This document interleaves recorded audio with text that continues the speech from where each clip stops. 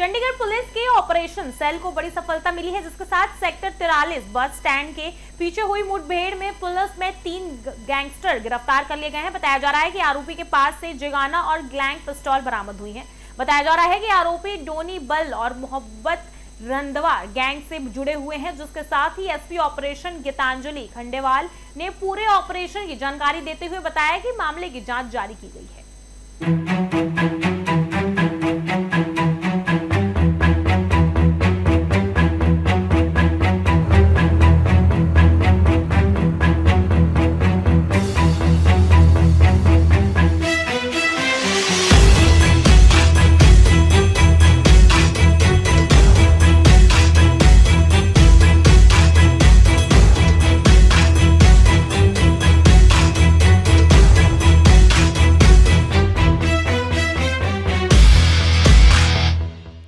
Operation cell ने foreign based gangster Downey बल और मोहब्बत रंधावा गैंग के 3 ऑपरेटिव्स को गिरफ्तार किया है।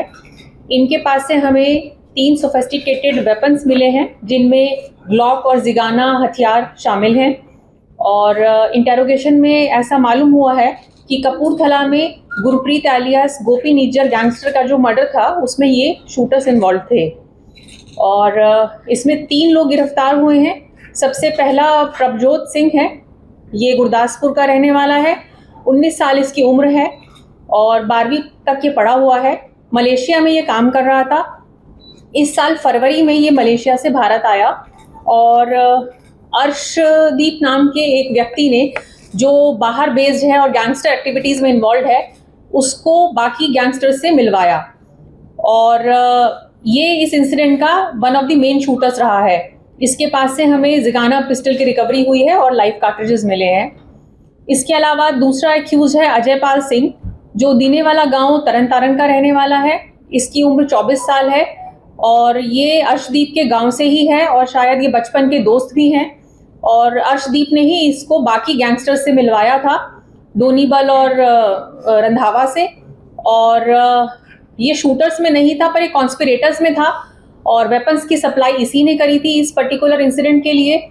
और इसका पीछे भी क्रिमिनल रिकॉर्ड है। ये रॉबरी और एक्सटॉर्शन केस पे पहले भी पंजाब में पर्चे हैं। तीसरा एक्यूज्ड जोबनप्रीत सिंह है। ये 18.5 साल का लड़का है और 10वीं पास है। ये अमृतसर में एक फूड स्टॉल पे काम करता है। अजय के साथ ही ये काम करता है और अजय ने ही इसको इंट्रोड्यूस करा बाकी गैंगस्टर्स से। और इस बच्चे को इस बात का लालच दिया गया कि इसको बाहर विदेश में सेटल करवा देंगे अगर वो इनके लिए काम करेगा तो। और इंटेरोगेशन में थोड़ा नेटवर्क सामने आया है कि कैसे ये लोग कनेक्टेड थे बाकी गैंगस्टर्स से, कैसे इनको काम मिलता था। और इस वारदात से पहले भी इन्होंने वेपन्स की ट्रैफिकिंग वगैरह की है, कई अलग अलग वारदातों में लेके। इसके अलावा अगर आपको कुछ पूछना है तो पूछ सकते।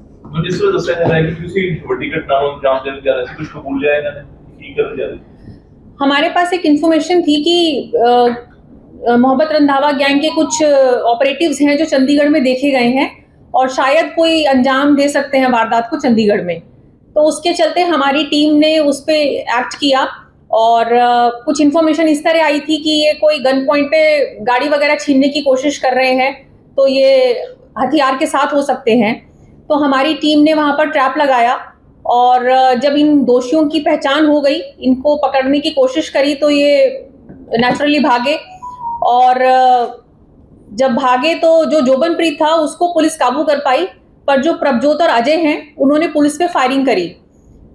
पुलिस ने वार्न भी करा सरेंडर करने के लिए, पर उन्होंने फायरिंग कंटिन्यू करी, जिसके चलते हमारी टीम के एक मेंबर की बुलेट प्रूफ जैकेट पर गोली हिट करके गई। फिर उसके बाद पुलिस ने सेल्फ डिफेंस में फायरिंग खोली और जब इन्हें लगा कि अब कोई रास्ता नहीं बचा है, तब इन्होंने सरेंडर कर दिया।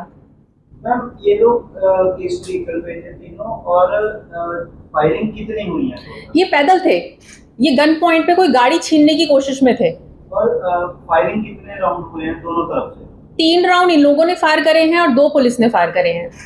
इंजरी किसी को नहीं है। पर ऐसा रूमर्स थे कि 43 बस की बैक साइड से पहले इन्होंने खरड़ के अंदर जो फायरिंग की है, क्या ये वो थे इन्वॉल्व थे? वो अभी तक हमारे पास ऐसा कुछ एविडेंस नहीं आया है। हथियार मैम कोई टास्क फोर्स बनाने की पहले प्लानिंग की बात हो रही थी, क्योंकि पंजाब में घटना करते हैं, हरियाणा में घटना करते हैं, चंडीगढ़ एक हाइड आउट की तरह इस्तेमाल किया जा रहा है, तो क्या कोई टास्क फोर्स बनाने की भविष्य में, जैसे पंजाब पुलिस की एंटी गैंगस्टर टास्क फोर्स, ऐसा कोई प्लान है, आप लोग विचार कर रहे हैं? जैसे एंटी गैंगस्टर टास्क फोर्स है पंजाब में या कहीं पर एसटीएफ होती है, वैसे